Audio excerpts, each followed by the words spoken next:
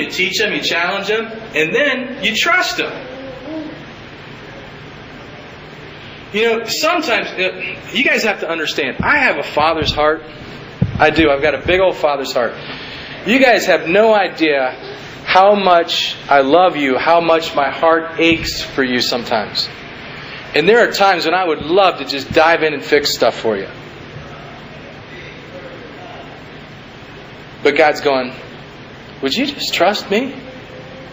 And would you trust Mike? I'm just using you as an example. I can't even think of a time this has really happened. But Randy, would you just trust Mike that he's not a child? That would you trust him that he's going to... You pray for him. You pray for him. He may not work it out the way you would. He may not do it exactly the same way you would do it.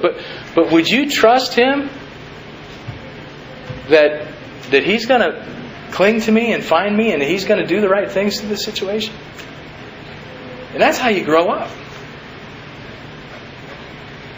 Where would you be if your mom picked you up every single... I mean, you're 30 years old. Your mom's still picking you up when you fall. Won't let you walk on your own. Won't let you fall down. Won't let you make any messes. Won't let you... You know, your mom's still changing your diaper and you're 30. Well, spiritually, that's what happens a lot of times. Help them help themselves. Inspire and equip them to help other people. That's the process. This is the way I've helped you. I'm gonna help you, and I'm gonna believe that you're gonna turn around. You're gonna do the same thing for someone else. So this whole church then becomes. I don't want to say factories. That's too mechanical. That's not. But it becomes a system of. My whole reason for helping you is because I love you, but I also love the next person. So what I want to do is I'm going to help you help them so that they can help them. Cool.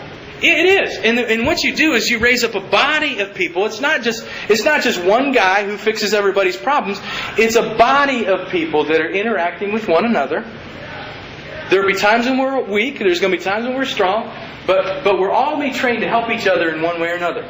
We're going to be trained to teach each other. We're going to be trained to pray for each other. We're going to be trained to encourage each other. We're going to be trained to bring healing to each other when we need it. To bring encouragement when we need it. To bring chastisement and rebuke when we need it. How many know sometimes you need to be rebuked once in a while? Mm-hmm. I know I do.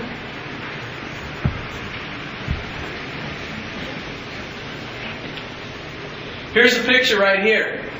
You create something organic, like a tree, that takes on a life of its own. I don't want Mike to be just like me. I want him to become Mike.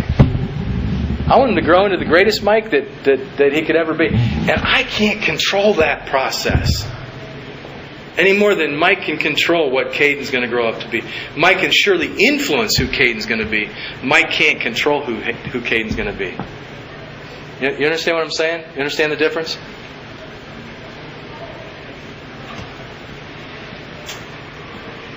How many of you guys know, sometimes we look at this seed. I used to do this in one of my classes. Pass around an acorn. Say, what do you see? Some people say, I see a nut. I see something brown. I see something hard. I see something small. There's a few people in the room who say, I see a tree. Well, that's pretty good. What you missed was the forest. Because inside of that one seed is not just one tree, but it's a tree with thousands more acorns on it that will produce a forest of trees. And each one of those acorns will produce more, will produce more, will produce more. So what we are is we're seed planters. And what we want to do is create the right environment for that seed to grow. Can you hang with me just for another minute or two? You still with me? Yeah.